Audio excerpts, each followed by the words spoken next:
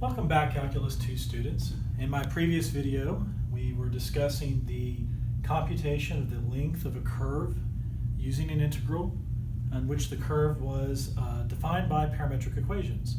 At the end of that video, I indicated that we would next move on to areas of surfaces. However, I forgot that there was an additional case that we needed to cover, and so we're going to do that in this video before we go on to areas of surfaces.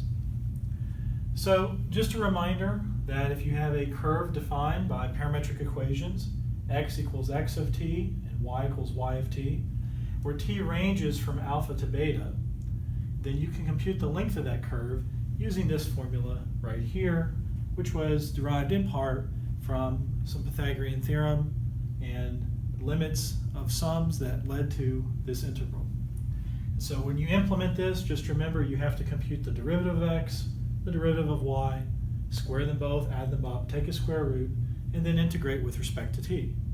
On different problems, that integral will be quite different and may require some simple or advanced techniques of integration. Each problem may be different. What I'd like to do in this video is pose the question, what if you're given a curve that's defined in a more traditional way, y equals f of x, and you'd like to likewise find the length of that curve. This is actually covered in an earlier section of our textbook, which I temporarily skipped, and I did so on purpose so that we could teach it together with this material here. I honestly believe that the length of a curve is more easily understood and the formulas are more easily remembered when you do it in the context of parametric equations. But having said that, it is important for us to go back and pick up this topic, and so we'll do so now. So let's give a specific example. Suppose we know that f of x is defined as x to the 21st over 21 plus 1 over 76 x to the 19th. Now I know this might look to be a messy function, but this function is contrived, as will be some of the ones in your homework and in textbooks, contrived to work out a particular way.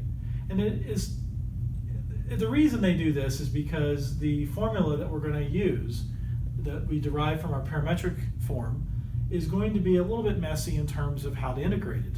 But certain special nice cases work out wonderfully, and so we're going to use one of those. And so we have this oddly complicated function, or at least it appears to be for the moment, but we will rest assured that we're just going to have to use power rule in order to differentiate it. And so let's actually talk about the general method we're going to use. How do we relate this to our parametric equations? Well, the easiest thing that we could do is we could let x simply be t. And therefore, y of t is going to be the same as our function f of x, only with a t instead of an x. So in other words, the x is in fact the parameter, and we plug in that parameter to get out the y value as before. And so this is actually what we're going to be using, although we'll come up with a formula that uses f of x directly. We just want to make sure we understand how this relates back to our parametric equations. In fact, we can always turn any function y equals f of x into a parametric form by letting x equal t and y equal f of t. Oftentimes, this will not be the most useful parametric form of the curve, but it's a guaranteed form that will work. If this is the case, if we have, and we have some alpha and beta for our t values, then let's explore what this looks like in that scenario. X prime of t is simply 1. And y prime of t is simply f prime of t. And so the formula that we have up here is actually going to become the integral from t equals alpha to t equals beta of 1 plus f prime of t, quantity squared, dt. Now, of course, because t and x are actually identical values, we can actually write this as x equals alpha to x equals beta square root 1 plus f prime of x squared dx. And this is a formula that you will find in the earlier section of the textbook that covers Arclength before we learn about parametric. But this is actually just a special case of the one we learned previously. So let's actually write that down over here. First of all, I'm going to specify that not only is our curve defined by this function, but we're going to examine this curve for values of x between 1 and 2. And that'll give a segment of the curve for which we want to understand the length. And the formula that we've derived tells us that the length of the curve is going to be computed by the integral from 1 to 2, square root 1 plus f prime of x squared dx. And so let's actually compute the derivative of f of x and use this formula and see what happens.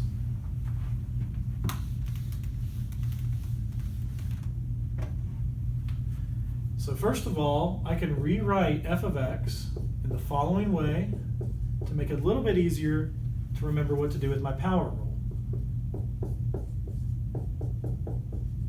And so x to the 19th on the bottom is the same as x to the minus 19th.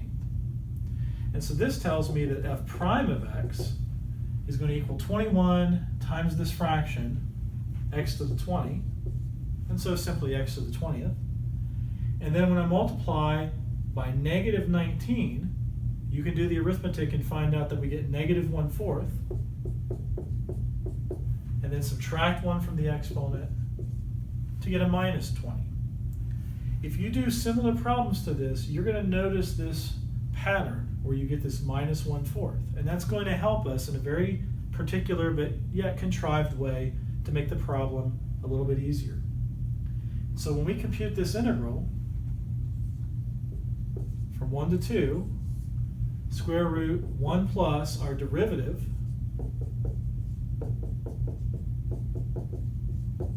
squared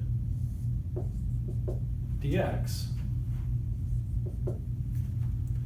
So one of the things we have to do is square this expression in brackets.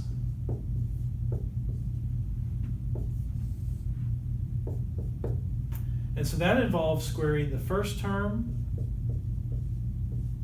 and I'm not going to carry that out. I'm just going to write x to the 20th squared. We also need to square the last term.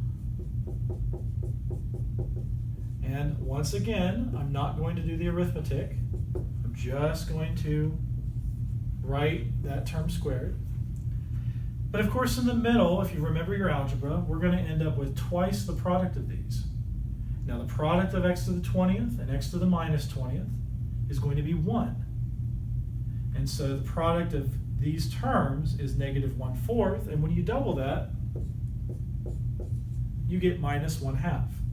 And once again, I'm going to point out this minus 1/2 in the middle is a common feature of this particular type of contrived problem. What happens is we add the 1 to the negative 1/2, and we'll get a plus 1/2 in the middle instead of a minus 1/2.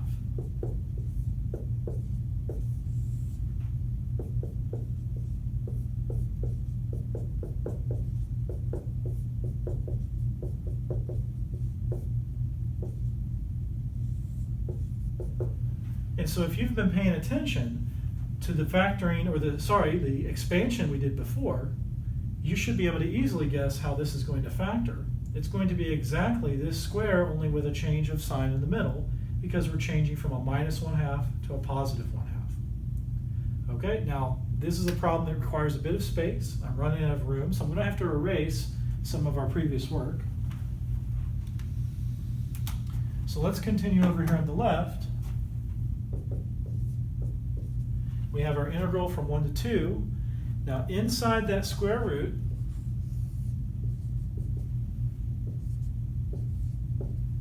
we are going to have a perfect square, namely x to the 20th plus x to the 1/4, x to the minus 20th. And so once again, you could test this out. If you square this term and square this term, those are identical, but double the product gives you a positive 1/2. And so you shouldn't be actively trying to factor this as if you've just looked at it for the first time. you want to pay attention to the patterns from your previous steps. Well, of course, at this stage of the game, we're going to have the square root and the square cancel each other out as inverse functions.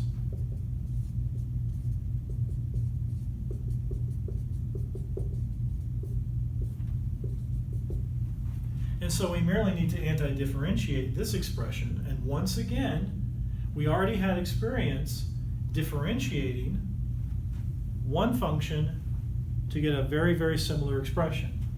And so we should have a clear expectation of what this antiderivative looks like based on previous work. Once again, I'm running out of room.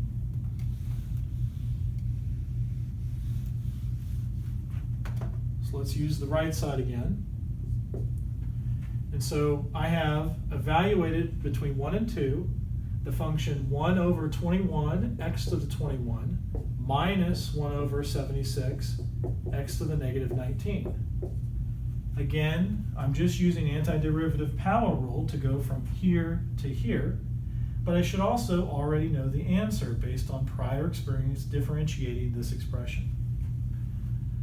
And so when I plug in 2 and 1, I'll get a final answer for the length of this curve.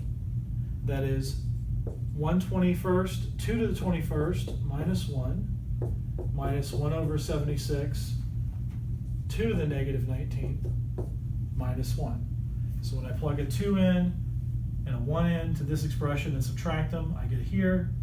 And when I plug in a 1, I'm going to get this expression. And you can check the work and let me know if you have any errors. And so for any problems that you're given in the homework or in the textbook in which they give you a function y equals f of x with x ranging from 1 to 2 or between any two values, you can set up an analogous integral using this formula, but the special case where x is t and y is f of t. And let's put that up again because that might be the one for those of you that like to memorize things.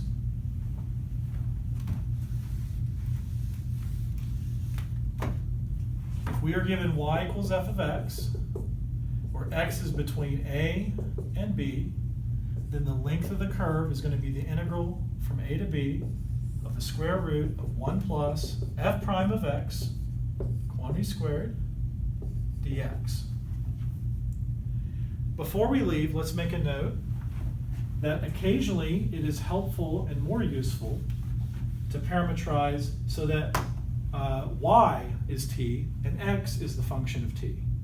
And in particular, you may be given a situation where x equals g of y, and y is ranging from, let's say, c to d. You can do the exact same work here, only you're going to integrate with respect to y. And so if you find yourself in a situation where you've got dy dx is hard to compute, you could also use dx dy and use the y values and likewise get the length of the curve. Okay, so some problems may require this approach, some may require this approach, and some may require the original approach. You should try all three and make sure you explore them before the test. In the meantime, we're going to end this video and get ready to do areas of surfaces of revolution.